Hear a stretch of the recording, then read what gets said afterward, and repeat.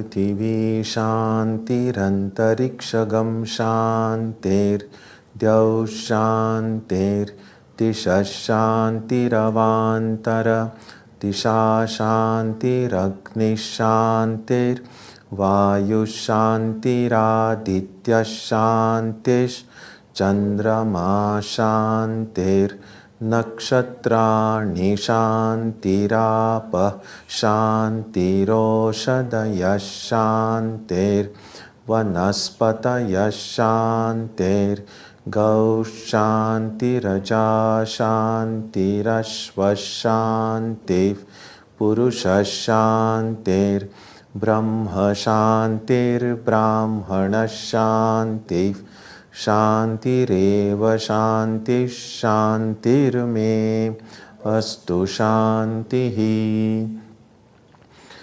May there be peace on earth and in the sky. May there be peace in the water and in all directions. May there be peace in the plants, in the trees, and in animals. May there be peace in the hearts of all beings. May there be peace in everyone and in everything. Sarvetra sukhinas santu, sarve santu niramayaha, sarve bhadrani pashyantu, ma kaschit dukha bhag bhavet, sarvastaratu durgani, sarvo bhadrani pashyatu, sarvas sadbuddhimapnotu, sarvas sarvatra nandatu. May all be happy and healthy. May all see what is good, and may no one experience misery. May all overcome their obstacles and acquire good tendencies. May people everywhere find joy and fulfillment.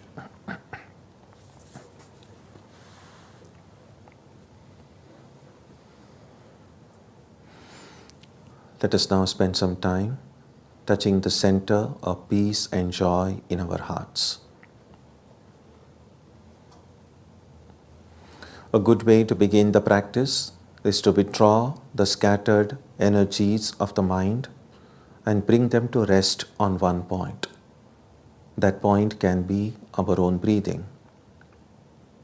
Let us therefore practice breathing with awareness. As we breathe in, let us visualize that our body and mind are being filled with love, strength, and compassion. And as we breathe out, let us release all the stress, anxiety, and exhaustion in the body and mind. Let us practice this way for a while.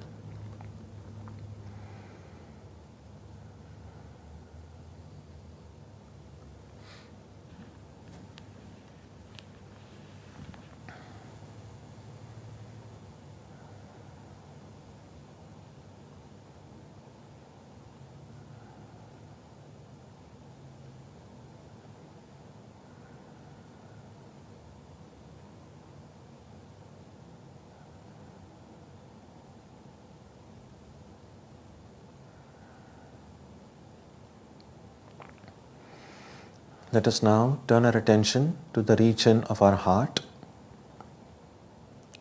Although God is present everywhere and in everyone, the divine presence can be felt most clearly in our hearts. We can meditate in any way we have been taught. To remain focused, we can take the help of a short mental prayer or a mantra or a divine name. Let us now spend some time dwelling on the presence of God in our hearts.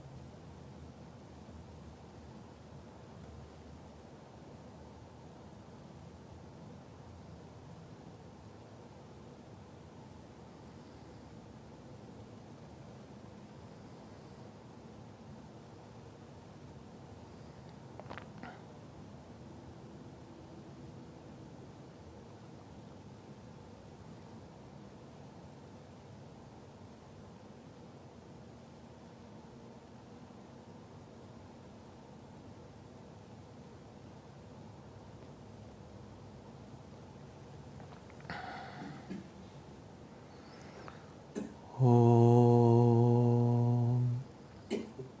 Asatoma Satkamaya Tamasoma Jyotirgamaya Mrityorma Amritam Gamaya Aviravir Maheti Rudrayate Dakshinam Mukham Tenamam Pahi Nityam. May the Divine lead us from the unreal to the real, from darkness to light, from death to immortality. May the Divine Consciousness fill our hearts and protect us.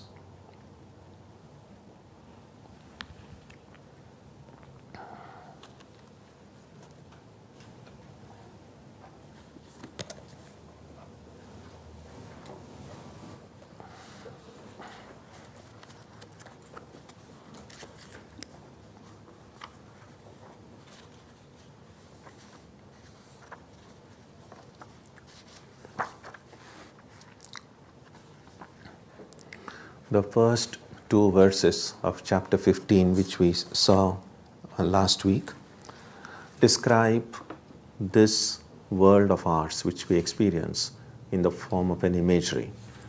And the image that is provided here is that of a tree. This is an unusual tree because it's upside down. The reason it's upside down is that we know that what keeps the tree rooted, what is the source, the beginning from which the tree emerges, are the roots.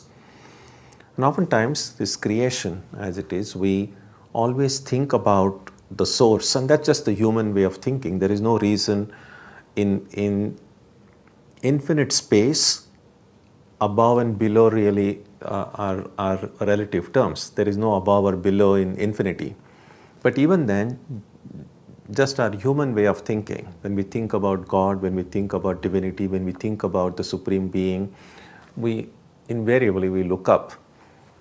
I remember years ago when I was in India and I was traveling by train, and I was going from Madras to Calcutta, I think. It's a pretty long train ride. And in front of me, one mother and her little child, they were sitting.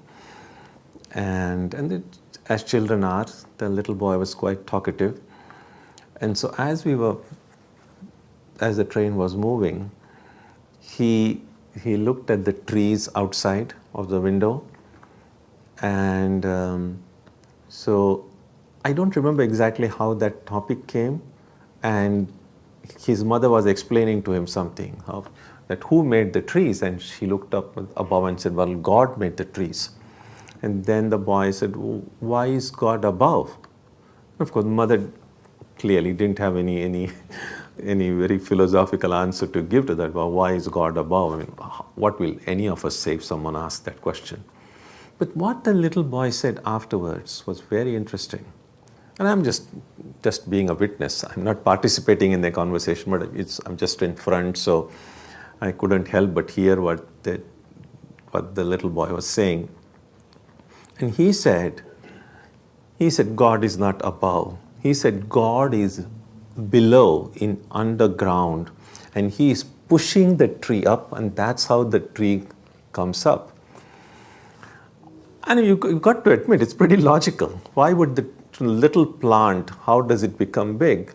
And to a little child's mind, well, maybe God is underneath and he's pushing it up. And I just mentioned this to show that it's more a matter of convention of why the divine should be above or God should be above. There's no above or below. In any case, bowing down to that human convention here. So it's the root of the tree, the root from which this whole world has come.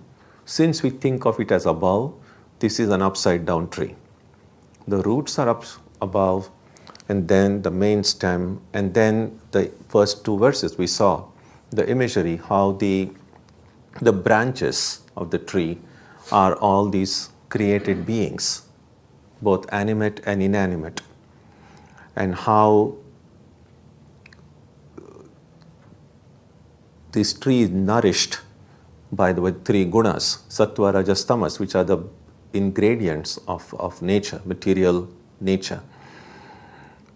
What makes the tree grow are the karmas which these living beings, which are part of this tree, they do.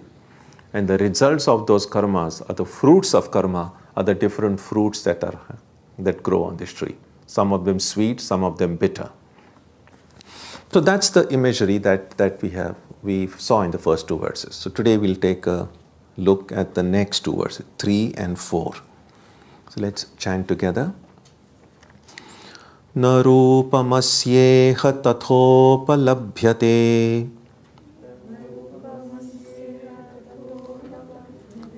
nanto na chadir na cha sampratishtha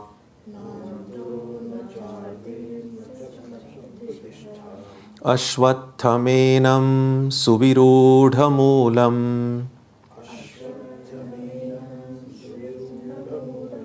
asanga shastrena dridhena chitva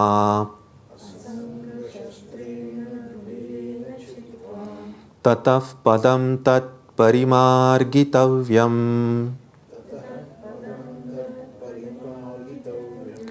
yasmin gata na nivartanti bhuyaha tameva chadyam purusham prapadye yataf pravrittif prasrita purani.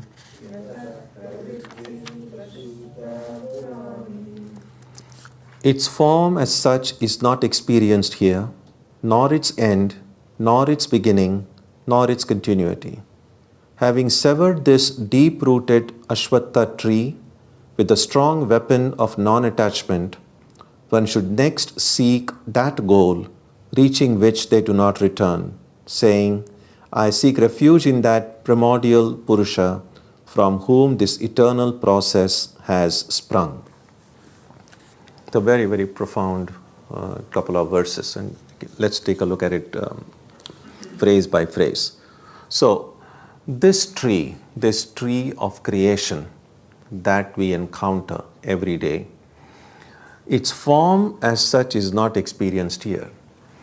Now, what does it mean? Of course, we are experiencing the world. So, what is meant by saying we are not really experiencing the world? For one thing,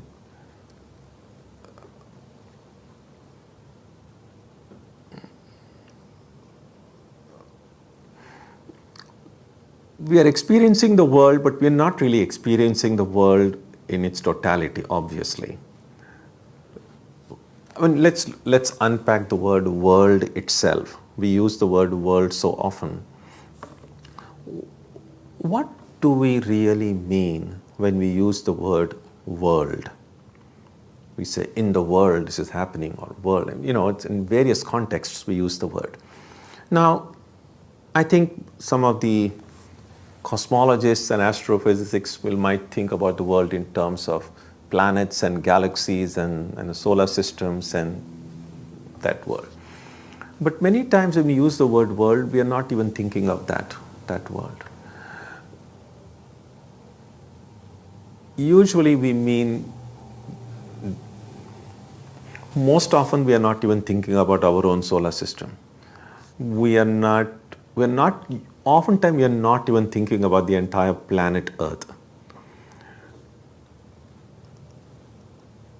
Most of us, most of the time when we use the word world, what we are really referring to is a very small bubble. Think about our life.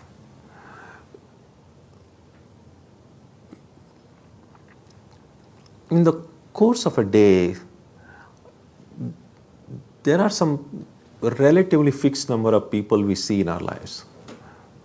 People whom we know, people who are our acquaintances. And then maybe the people that you see on the street when you commute to your work or when you go, and then sometimes on a vacation you go to some distant place or whichever other places on this planet you have visited. That's as much of the world that is really in our mind.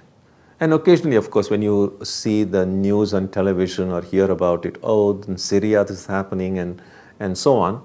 So again, sometimes we think about those places where we may never have gone, but at least know that something like that exists on this planet.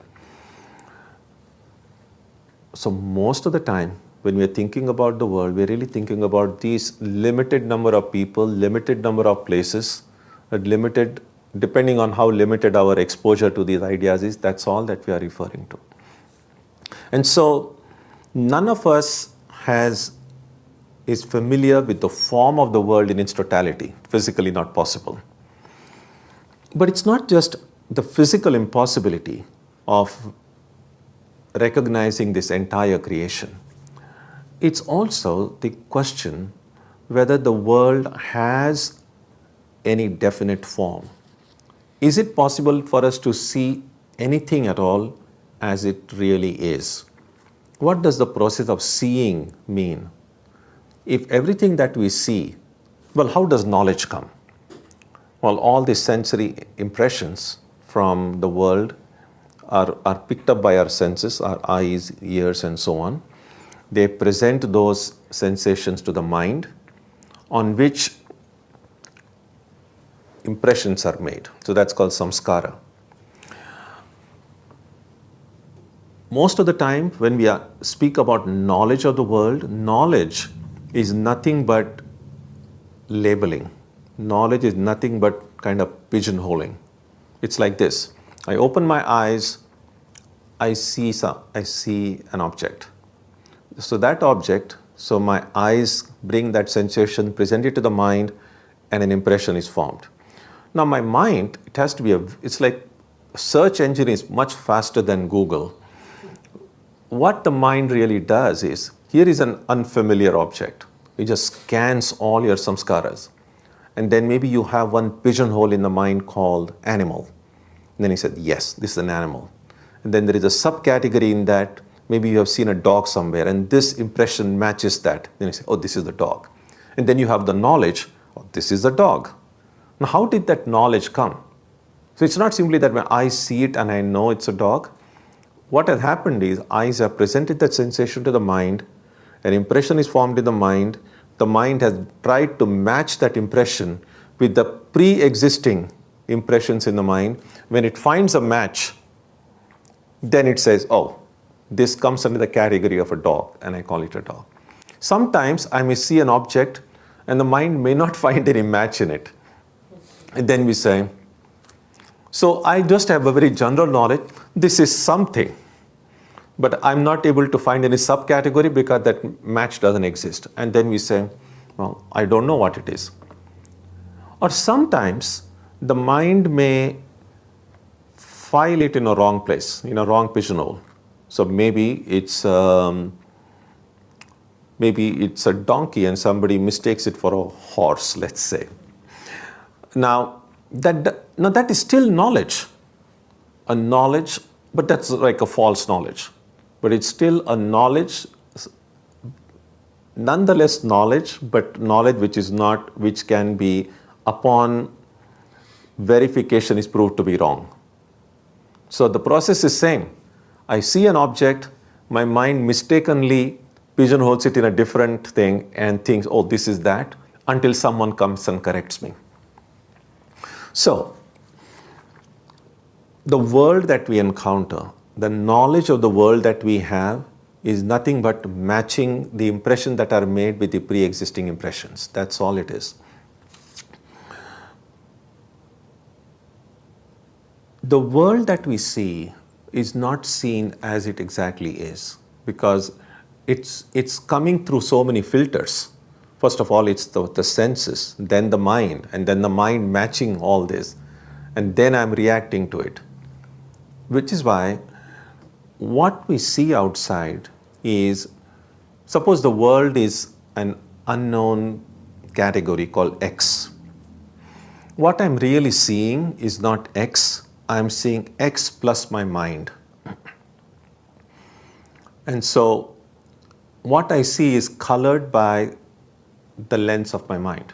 And that's why sometimes you will see, when you are in a sad mood, the world appears like a sad place. And sometimes when you're in a good mood, the same world appears to be like, oh, this is so wonderful. Why would the world change so dramatically?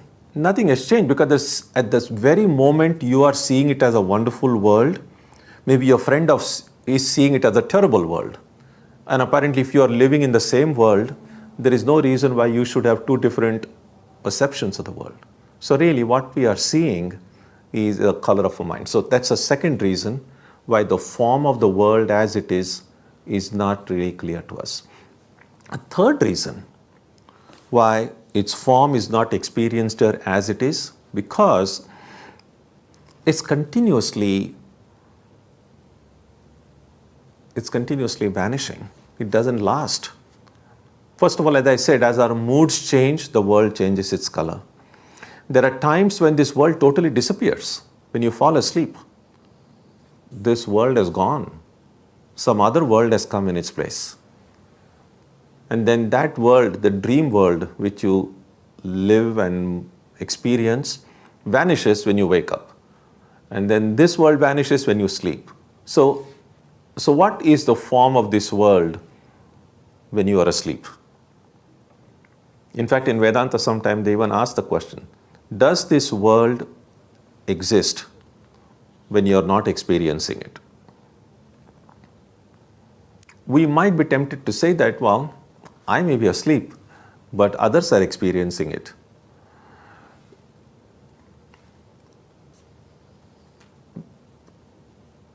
Which is probably not a very good answer.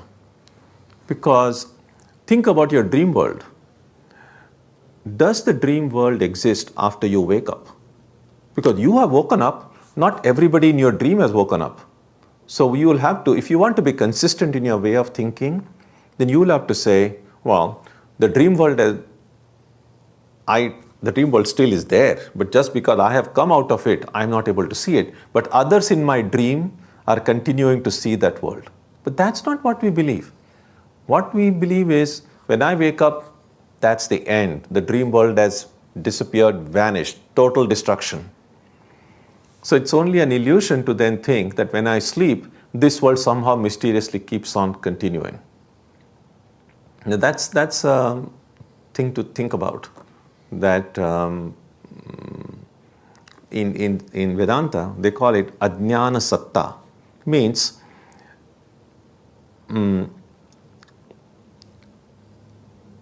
existence of something if you're not conscious of it. Or does existence depend on your consciousness? Now that's a big subject, we're not getting into it, but that's the idea. Or is the world out there and that is why I see it? Or the world is out there because I see it? So which is the cause, which is the effect? In any case, a bunch of reasons, therefore, that is why the form of this world is not as it truly is. That's why it is said its form as such is not experienced here. Nor its end. Well, as I said, even when it ends really, we continue to think that it's still living. When you go to sleep, the world apparently ends for you, but we still think that it is going on. And who can say when the world will end? And sometimes people refer to is a nuclear holocaust. If there is a big nuclear war everywhere, but still that won't be like end of the world. First of all, if at all, maybe sometimes something might happen, maybe this planet Earth may completely go. But again, it's not going to vanish into nothingness. Maybe all the living beings will die in it. But we are not talking about simply the planet Earth.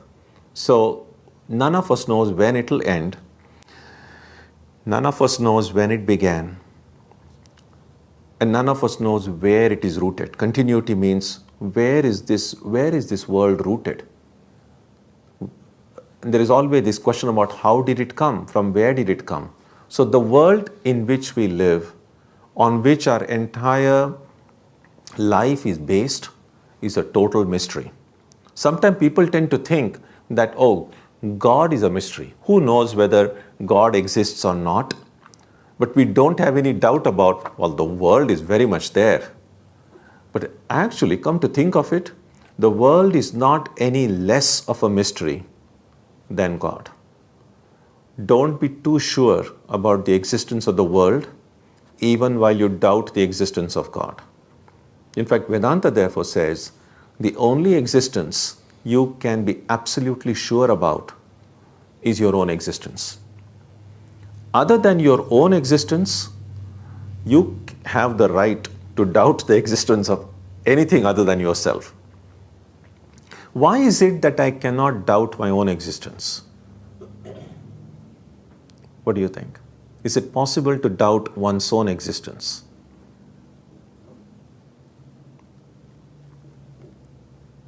It's not possible to doubt your own existence because you are the doubter, right? You are the one who is having a doubt. So if the one who is having a doubt doesn't exist, then the question you need to ask is, whose doubt is it? And therefore, you cannot doubt your own existence. So other than yourself, everything else is open to doubt. And as long as this mysterious world as it is around us, whose beginning we don't know, whose end we don't know, whose form seems so mysterious, where it is rooted we don't know, as long as this continues, we are stuck here. If we are happy living in this kind of world, continuously doing karma, eating its sweet and bitter fruits, and content with our ignorance, if you like. Ignorance is bliss. Not for nothing is it said ignorance is bliss. If we are content with it, we don't need to do anything. But if we feel, wonderful as this world may be in many ways, it's still not perfect. I need to find whether there's anything better than this. I need to find the mystery. I need to solve the mystery. If I need to do that, then I need to sever this tree. As long as this tree is there, I am caught in it. And the tree itself, as we have seen in Ashwatha, it's there and it's not there at the same time. It's continuously being destroyed and continuously being created. I spoke about it being destroyed only when you fall asleep, but there are several schools of philosophy among the Buddhists and among even Vedantins who say that seeing itself is creation. In fact, the mind, at every moment, the world is being created and destroyed. But it's so quick that we don't know. Think about it this way.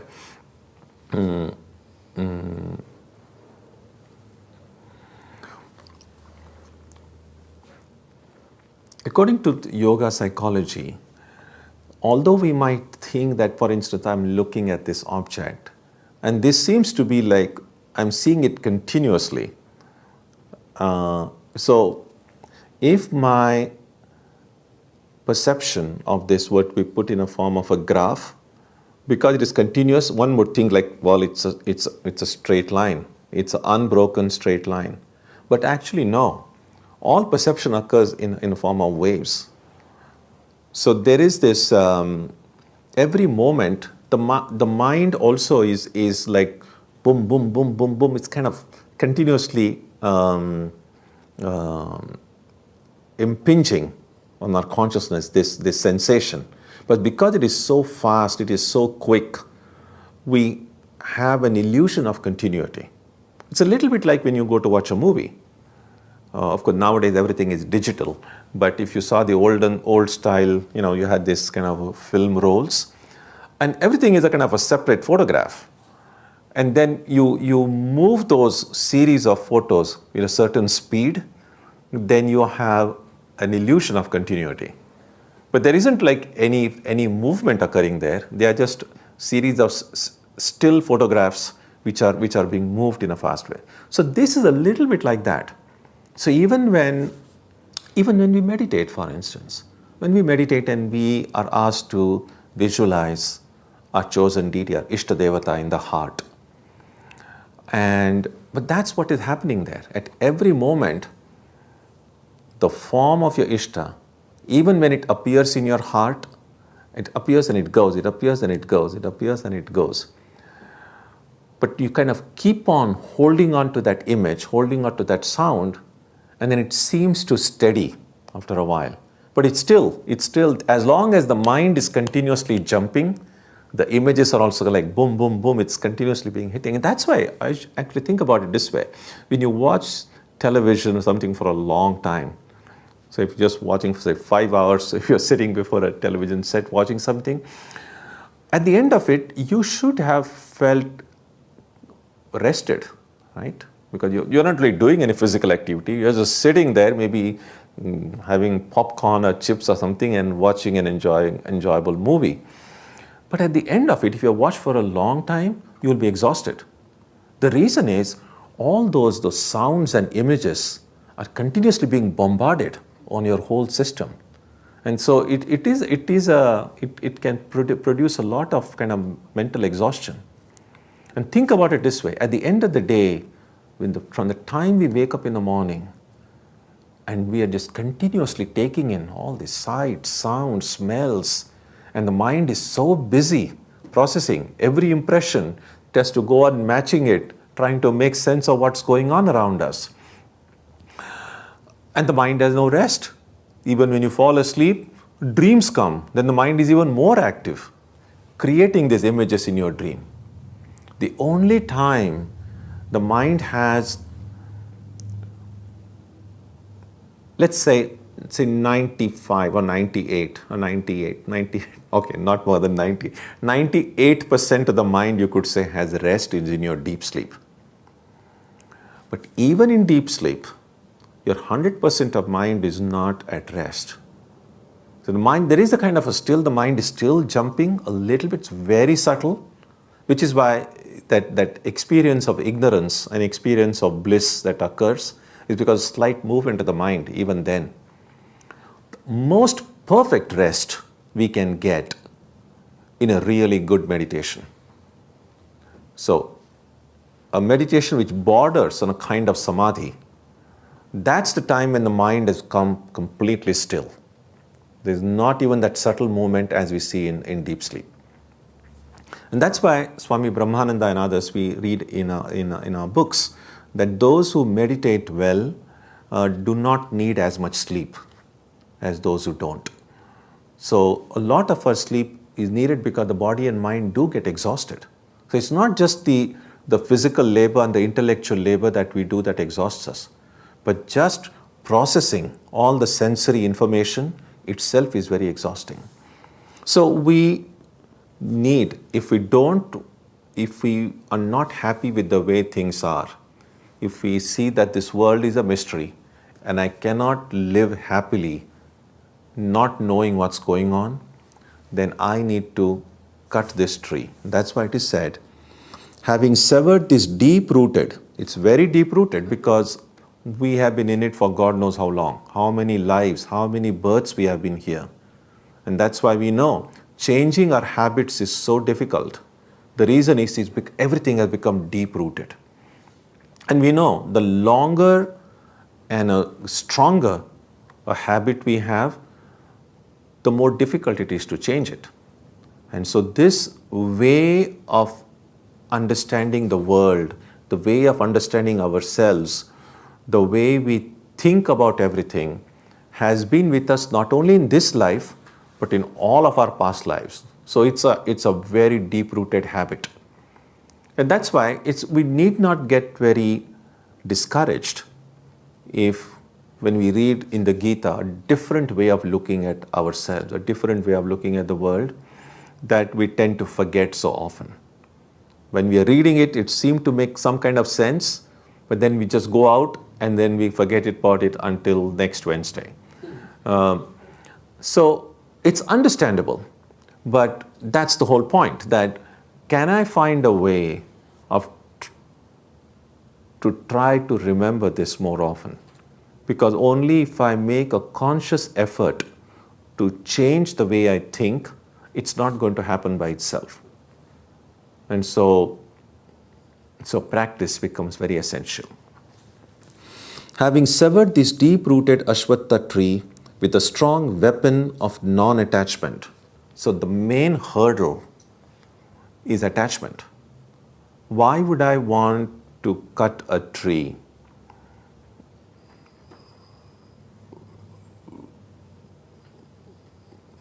Think about it this way.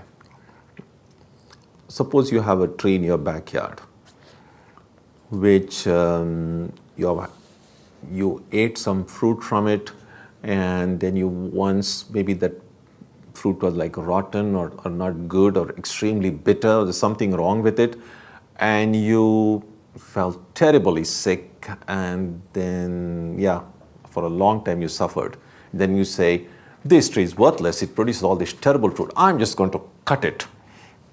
And then when you are about to cut it, and then you suddenly remember, oh, but this tree has given me such wonderful fruits in the past. And it's not necessary that just because one fruit was bad, all the fruits would be bad. So I'm not going to keep it. And so then you maybe eat the next fruit and you say, this is so delicious. Oh, thank God I didn't cut this tree down. And then that will continue for a while until someday another bit of fruit you get, another you fall sick. And then you say, oh no, this tree is bad, and you try to do it. So that's really what happens with us in life. That sometimes when there are moments in our lives when a great spirit of detachment comes, then you say, no, I need to find a way out. I need to just cut this tree.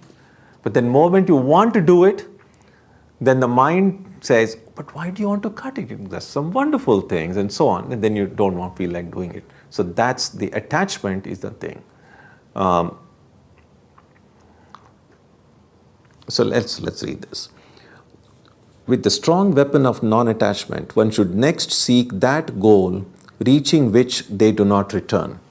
Now, why should we cut this tree? Because the Gita says, only those who have cut this tree of creation, people have reached a place or a state or an experience by which they did not have to come back and get stuck in this prison house of the world. They became masters of creation, not victims of creation. Now, if I want to attain to that state, then I must do what they did. And he says, saying, I seek refuge in that primordial Purusha from whom this eternal process has begun. Now this primordial Purusha, it's Adyam Purusham. The word Purusha gets translated in many different ways in the Gita. Among the different ways it can be translated, one way is Puri Shayanat. That means one who is inside the body. Purusha means, Puri means this body, this dwelling place. One who is dwelling inside this home called the body, that is Purusha. And here it means the Atman, the consciousness. So, this eternal process has sprung from consciousness. The root of this tree which is upside down is Brahman or Atman, or pure consciousness. Because the tree has sprung from that, I need to go and reach that source. And in order to reach that source, I must seek refuge. Now, seeking refuge, what does seeking refuge mean? What happens is this. For instance, earlier during the time of the Cold War, there's a nuclear war, there were all these nuclear fallout shelters. So people would go and take refuge in those shelters. And now, of course, if there is a hurricane or storm, there are shelters in which you are safe, because that people usually go to the basement or some place where even if the house collapses, you will still remain safe. So taking refuge means finding a source, a place where we feel safe, where we feel protected, where we feel we will not be in danger. And what the Gita says is that safe place from where we will be free from all the complications and problems that life produces for us is by taking refuge in pure consciousness. The more we are stuck in this world of constantly changing, constantly vanishing matter, material world, we cannot be happy. We cannot experience fulfillment. And our attachment to the world is not in terms of, usually when we think about attachment, we are usually thinking about attachment to things outside. But what is the world? This is the world. Our attachment to this body, our seeing this body as me, seeing the mind as me, that is the attachment to the world. So don't think about detachment in terms of cutting yourself off from other people. That's not the primary meaning of detachment. Detachment really means, can I step back from my own ego? When I use the word I, who am I referring to? My thinking of this body and mind as I, that is a problem. It's the root of the problem. Because only through this body and mind and its connections with the world outside, I am stuck in this tree of the world. So detachment here does not mean that I have to separate myself from my other people or kind of run away from everything. Detachment here means looking upon this body and mind and saying, this is not me. That just as I'm wearing these clothes, and I know the clothes are necessary, they are wonderful, they are great, they help me. So similarly, the body and mind are also great, they help me. But I have no illusion. I don't think I am this cloth.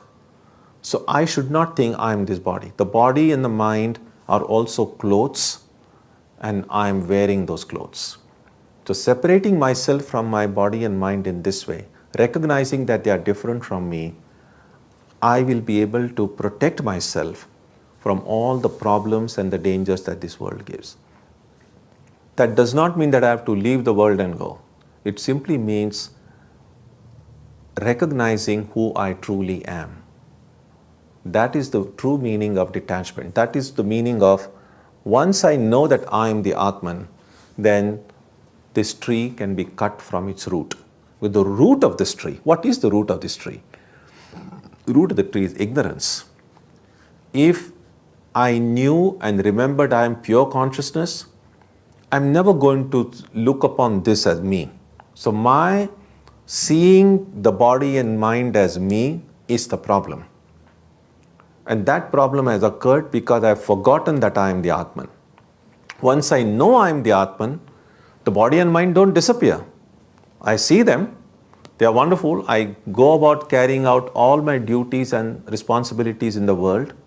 I have friends, I have a family, I take care of them, I love everyone, I do everything.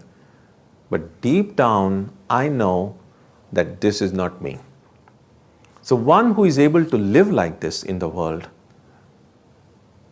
knows what real peace means, knows what real freedom means. So there are enlightened beings in the world, they are in the world. Otherwise, how would we even know? Who would have written, who would have presented these insights of the Gita, the Upanishads? They were enlightened beings and they were in the world. So they didn't say like, cut this tree, means if they had have simply disappeared, evaporated, then there would be nobody to give us this wisdom. So cutting this tree does not mean that the world is going to vanish or everything is going to vanish. What it does mean is that you are going to see it with a different set of eyes. You're going to see it, you're going to enjoy it, but it cannot do any harm to you. It's like going to a movie, a terror movie if you like, and never forgetting that it's a terror movie, never forgetting that it's a movie. If you don't forget it's a movie, you can enjoy it. Even if terrible things might be happening on the screen in front of you. And you say, oh, this is great photography, great acting, wonderful direction. You can enjoy the movie without being terrified. When would you get terrified? When you forget you're watching the movie. Then you get so absorbed into that movie, so kind of sucked in it, then you are affected by what's happening in it. I mean, there's now this big trend about seeing a 3D movies, because 3D movies makes it appear even more real. And now there's all this virtual reality. So people want to see things as if they are real. But why this itself is a virtual reality. We are already, right from the time we are born, we are already seeing a 3D movie, completely free. We are affected by this 3D movie because we are in it. We are affected by this 3D movie because we have become one of the characters in this cosmic story. All that we need to do, by cutting this tree, does not mean that you are destroying anything. All that it means is, just remember you are watching the movie. You might see yourself in a movie. It's like this. Let's say you are an actor and you act in a movie. And then after the movie is released, you go one day and start watching a movie. And you are there yourself. You are able to see yourself in the screen. But if now, say, the character that you played in that movie is experiencing some great pain or suffering, or kind of meets with an accident, you can even say, that's nothing to you, because you are not that. So you can see yourself, but when you know you are not that, you are not affected by it. So that's the kind of vision we need to develop, that we continue watching this 3D movie of the world, including ourselves in it, but know that you are the one of the audience, and then you can truly enjoy the movie. That is what is meant by saying, I seek refuge in that primordial Purusha. I seek refuge means I seek shelter. I find protected when I recognize my identity as the Atman. So we stop here. If you have any questions, thoughts, ideas, doubts about these two verses that we saw today. Thank you, Swamiji. You brought up the analogy of the tree that sometimes bears good fruits and bad fruits, and then parallel that with the waves of temporary detachment that we sometimes have. Now, do we have to wait until we are sort of ready to cut down the tree? I guess my concern is perhaps you'll cut down this tree and think you're detached, but you're just in one of these waves of detachment rather than being ready for it. The thing is, if you haven't developed real detachment, you will not be able to cut down the tree. Yeah, so it won't happen. It won't happen. Yeah. Okay. Thank you, Swamiji. I have a question and an observation. You alluded to knowing sets you free. But through my life, I've come across a lot of people who say they know it theoretically, but then still fall prey to the trees, desires and the fruits, but convincing themselves that they know that they're detached. And that's a very dangerous situation. Yeah. So what is the escape from that? Well, knowledge is of two kinds. There is one knowledge is simply theoretical knowledge. So when we say knowing it, so that's just cerebral. So your intellect understands the concepts. But understanding it intellectually is different from experiencing it directly. So when we read the Gita, and if this makes sense, intellectually we understand, I'm this pure consciousness, this body and mind are not just a coverings, but that's still intellectual understanding. That doesn't mean that right now, if someone were to ask me who I am, the first thought in my mind will not be, I am the Atman. You see? So knowing it, so in the Upanishads speak about, therefore, direct knowledge and indirect knowledge. The knowledge that we get from books, talks, lectures is indirect. It's called paroksha jnana, because it's been mediated through senses, through our brain, so it's just very cerebral. Now, when I start living according to these practices here, then I know that I'm the... Right now, it's like this. If someone were to ask you, who are you? You don't have to think about any concepts to know that you are a human being. That I'm a human being is so... It's not just an intellectual concept for me, but it's a matter of experience. I'm a human being. I don't have any doubt about it. Now that kind of knowledge, if I have, the same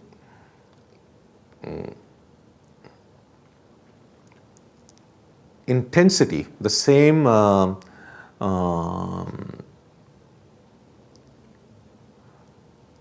confidence I have that I am a human being, I do not have, so when I say I am the Atman, it makes sense, but it's still what the Gita says.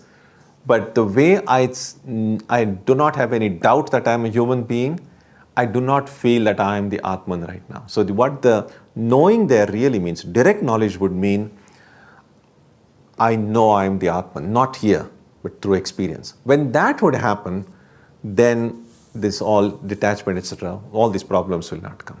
So we'll have to distinguish between lower knowledge and higher knowledge. Yeah.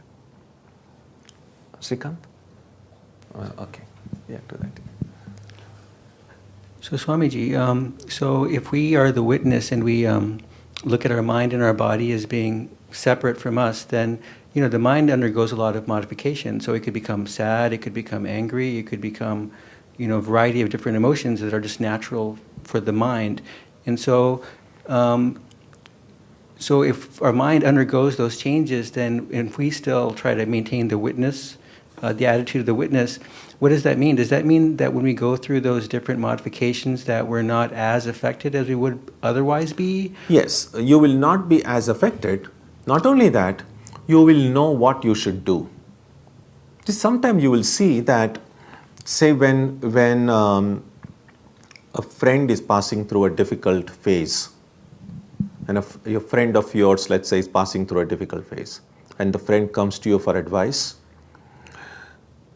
it's easier for you, if you are not passing through a difficult time yourself, to give an advice to your friend at that time. Because at that time, the friend is so disturbed, he's not able to think clearly at that moment. But relatively, you are not as disturbed. So you are able to tell the friend what he should do to get out of it.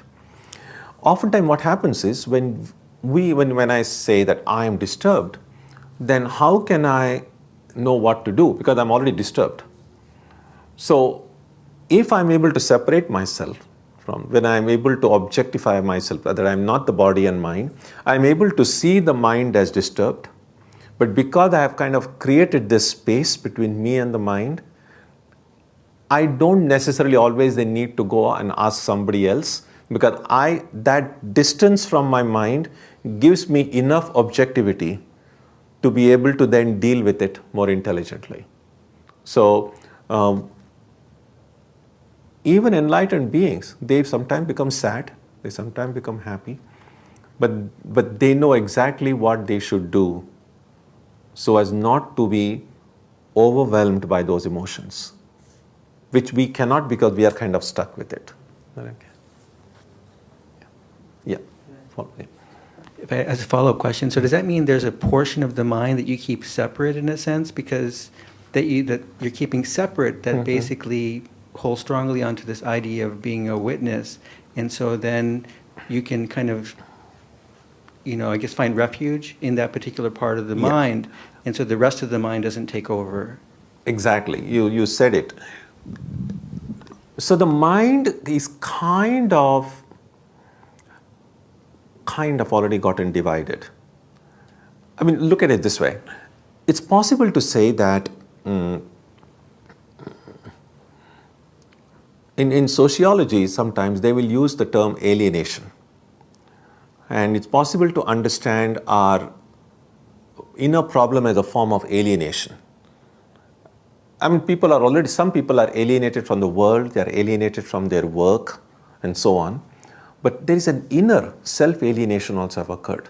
We have gotten alienated from our mind. The conscious part of our mind has gotten alienated from the unconscious part. So there is already a kind of lot of inner divisions have occurred. Now in psychology, they sometimes use the word disintegration. So in some ways, the mind is not become an integrated whole. I mean, there's clearly the conscious mind and unconscious mind, it's already got separated. Another kind of separation, if you like, in our mind is what sometimes get called in our books as higher mind and lower mind.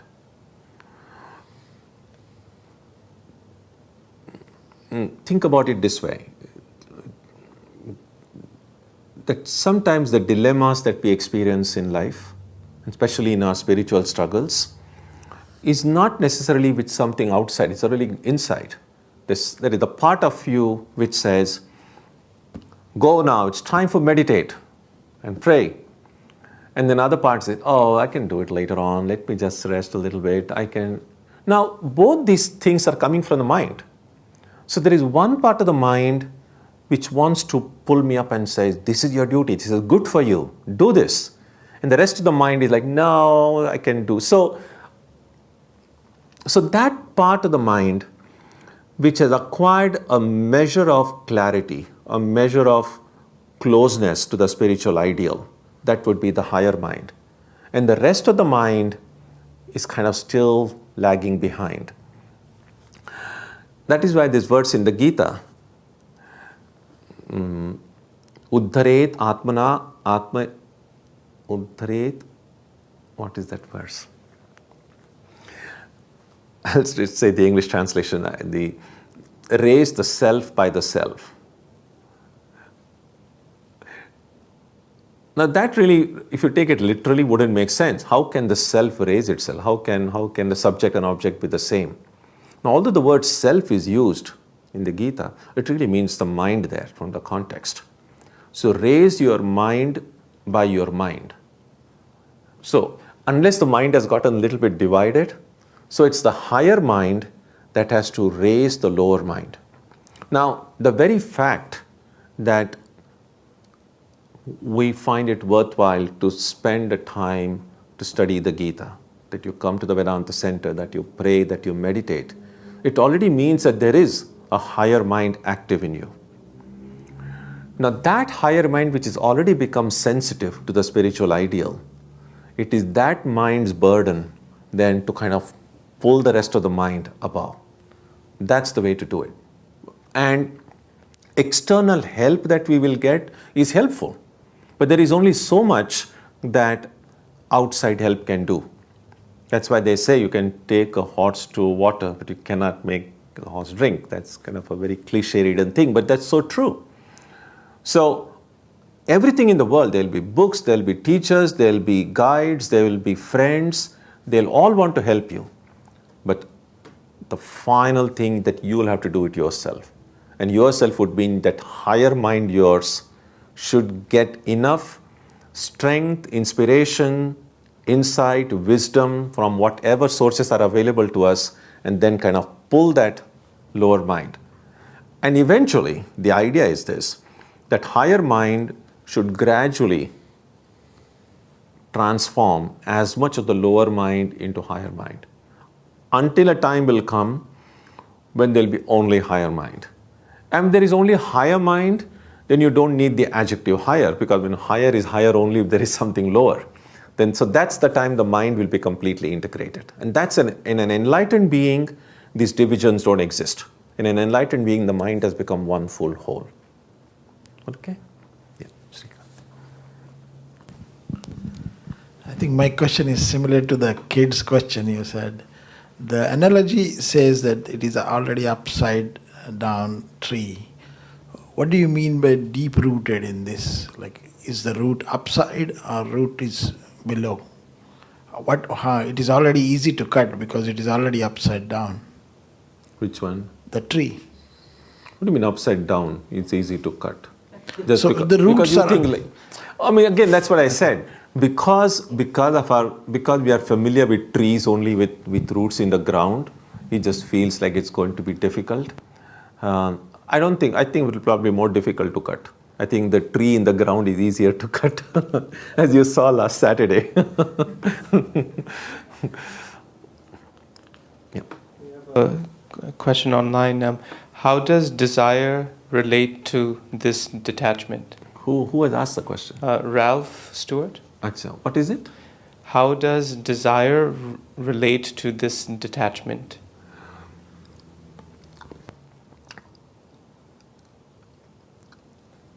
just, you'll have to imagine. I wish we had a board here so I could have drawn a diagram for you. So if you think about the mind as a kind of container, think about, say, this as a mind.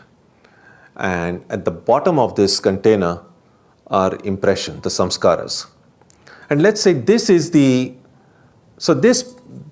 portion of the mind is the unconscious part.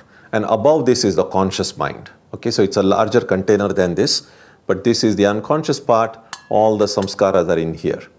And the Atman is here. Now, these samskaras get triggered.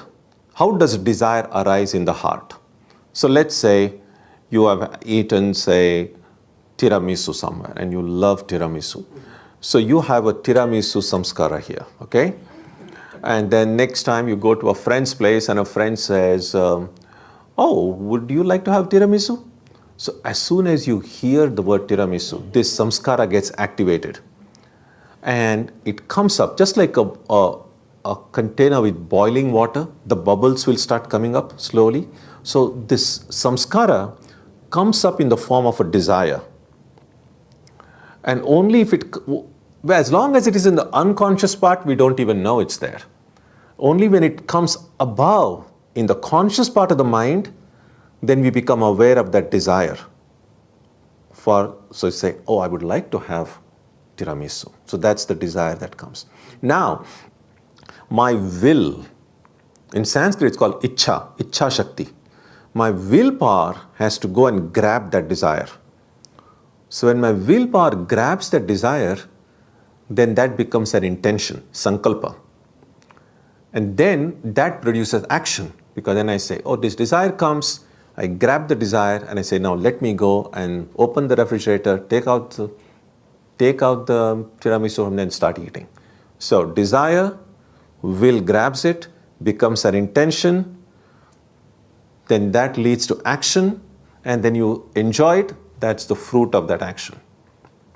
So this is how the chain occurs. Now it's just as possible that with the desire might come and you say, no, it's too late now, I'm not going to have tiramisu now. So then that poor desire comes up and you refuse to grab it, and then it says, okay, no one wants me, and it goes back again. So it's not disappeared, it's gone back in your own mind. So the samskara is still there, but it has not resulted in any action. Now detachment here in terms of desire would mean the desire comes up and your will refuses to attach itself to it. So in real terms, attachment and detachment are completely interior processes. It's a very internal thing. It's very psychological. So again, every time we use the word attachment, detachment, don't think in terms of cutting yourself off from the world or other people. The primary detachment and attachment, in terms of desire, it is refusing. Now again, it doesn't have to always refuse. Sometimes a good desire might come. So you might have, say, lots of samskaras of prayer and meditation. And so it's now prayer time, and this samskara comes up and says, oh, I would like to do prayer now. There is no reason that you need to detach yourself from it. So desire themselves are not necessarily bad.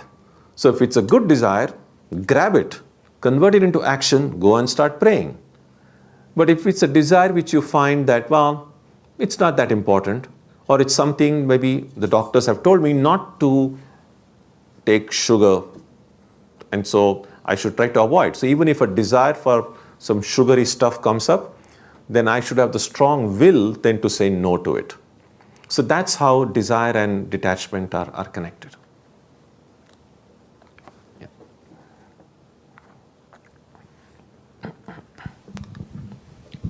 I hope I'm not bothering you. Yeah. I have another question in connection with samskaras and vasanas or tendencies. I think there's a connection in reincarnation when you are governed or ruled by some of these tendencies or desires which are pretty strong. Now, for purpose of ease, I'll name them as bad desires and good desires. Good desires, like you said, meditation, prayer, sadhana. Bad desires like worldly attachments and any of those materialistic tendencies. What's the connection there? How do we suppress it? Do they get suppressed if we are not subscribing to the bad tendencies in such a manner? We can't go into detail right now, but as I said, if a desire, good and bad are relative terms.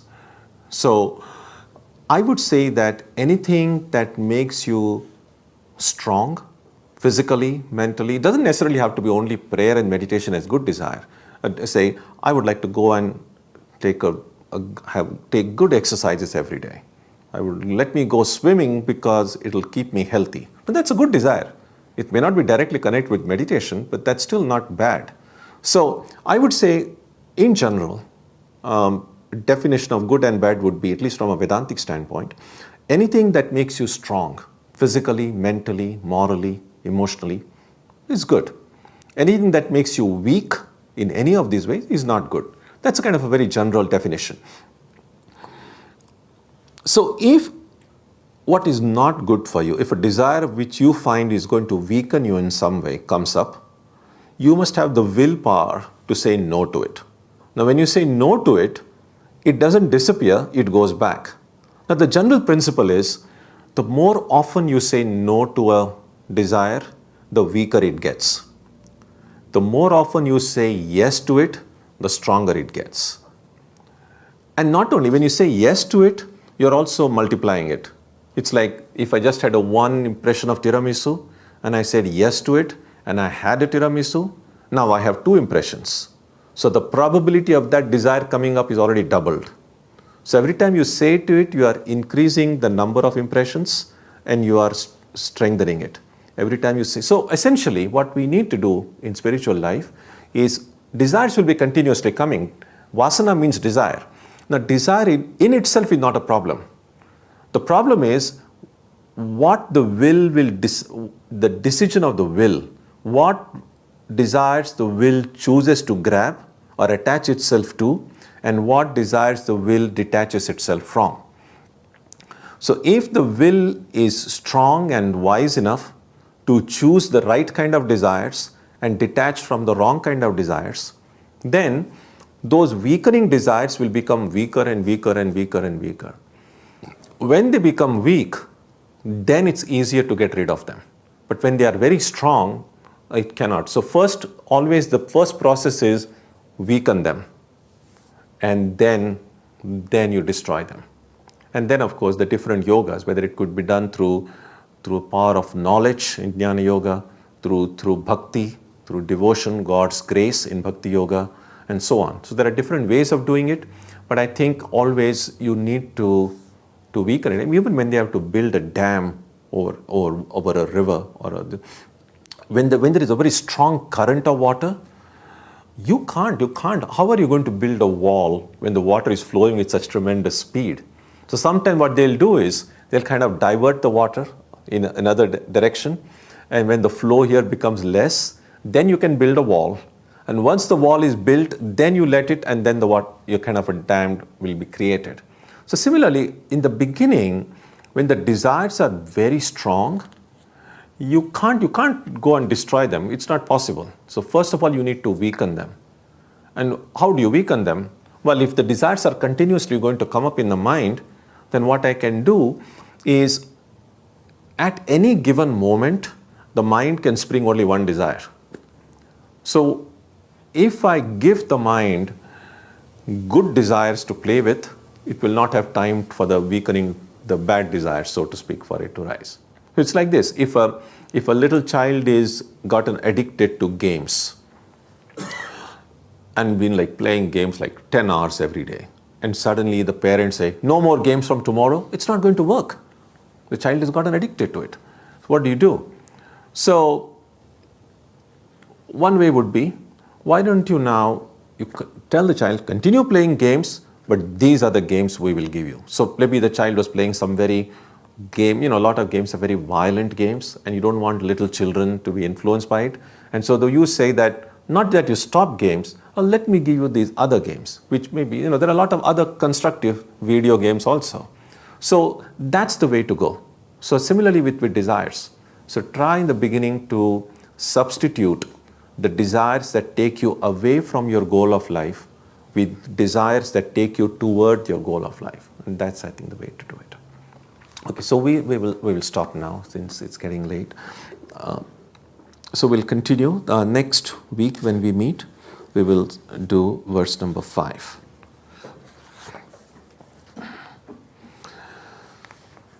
Om Jananim Saradam Devim Ramakrishnam Jagadgurum Padapadme Tayo Shritva Pranamami Muhur Muhu. We bow down to Sri Ramakrishna and Holy Mother.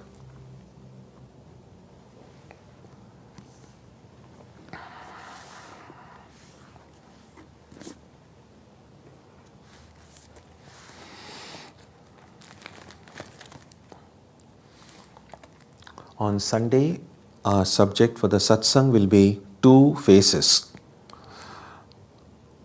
Next Wednesday, we'll continue with the Gita, and Tuesday and Saturday, our Arati and meditation will also continue as usual. So you're welcome for all of these programs. Let's conclude with a prayer now, page 3.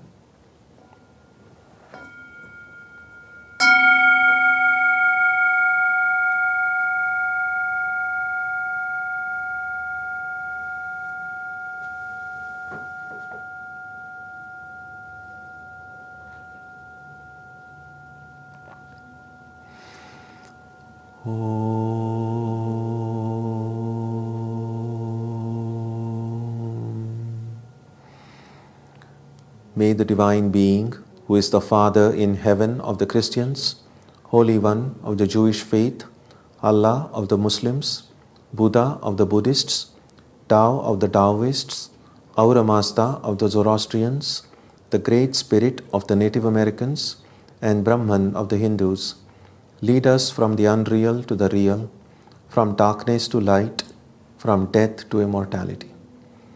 May we be granted strength, freedom, and clear understanding. May we learn to see God in our own hearts and in everyone around us.